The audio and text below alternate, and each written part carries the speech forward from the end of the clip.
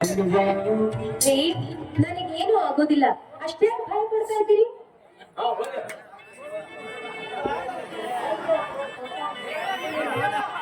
ಅದು ಹಾಗಲ್ಲ ಕಣೆ, ನೀನು ಸಹಜವಾಗಿದ್ದರೆ ನಾನೇಗೆ ಭಯ ಪಟ್ಟುಕೊಳ್ಳುತ್ತಿದ್ದೆ.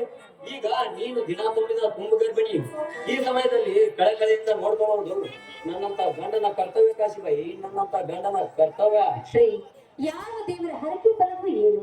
ನೀವು ನನ್ನ ಗಂಡನಾಗಿ ಬಂದಿದ್ದು ಈ ಜನ್ಮದಲ್ಲ, ಏನೇನು ಜನ್ಮದಲ್ಲ ನೀವೇ ನನ್ನ ಪತಿಯಾಗಬೇಕು ಅಂತ ಆ ಭಗವಂತನಲ್ಲಿ ನಾನು ಪ್ರಾರ್ಥನೆ ಅದನ್ನೇ ಕಾಶಿಬಾಯಿ, ಫಲಕ್ಕೆ ಬಿತ್ತನೆ ಮಾಡಲು ಇವತ್ತೇ ಒಳ್ಳೆಯ ದಿನ ಇದೆ. ತುಂಬ ಗರ್ಭಿಣಿ ಆಗಿರುವ ನಿನ್ನ ಕೈಯಿಂದ 5 ಕಾಲು ಬೀಜನೆ ಬಿತ್ತನೆ ಮಾಡು.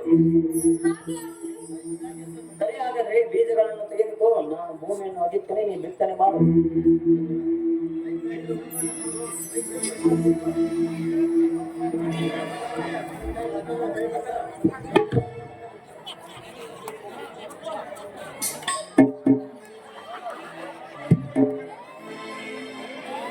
ಅಮ್ಮ, ಹೋಗ್ಬಾರ್ದು.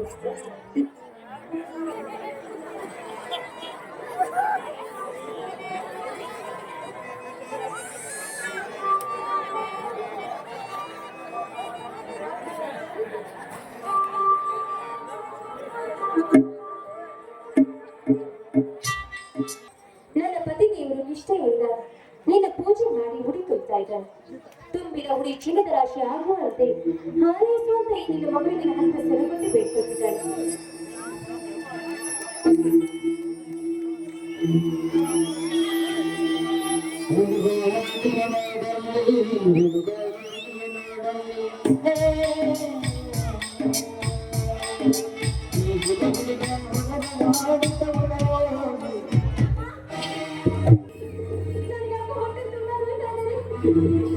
ಏನಾಯ್ತು ಕಾಶಿಬಾಯಿ, ಮತ್ತೇನಾದ್ರು ಹೆರಿಗೇನು ಇರ್ಬೋದಾ?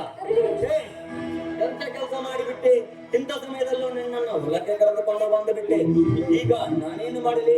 ಹಾ ಕಾಶಿಬಾಯಿ, ನಿಧಾನಕ್ಕೆ ಮನೆಗೆ ಹೋಗೋಣ ನಡಿ.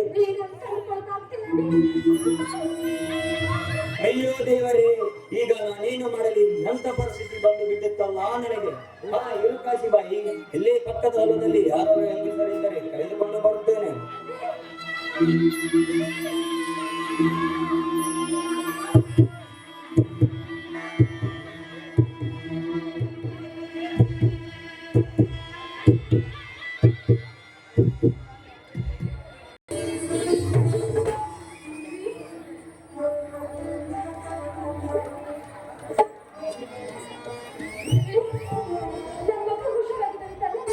ಹೋಗ್ತೀನಿ, 2 ಮಕ್ಕಳು ಸಿಕ್ಕಾಗಿವೆ.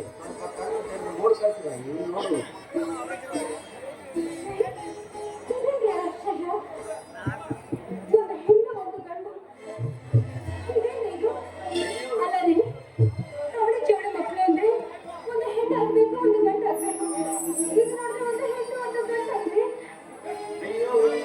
ಮಕ್ಕಳಂದ ಮೇಲೆ ಹೆಣ್ಣಾದ್ರೇನು ಗಂಡಾದ್ರೇನು ಆ ಭಗವಂತ ಕೊಟ್ಟ ಫಲವೆಂದು ತಿಳಿಯಬೇಕು. ಮೊದಲು ಮನೆಗೆ ಹೋಗೋಣ.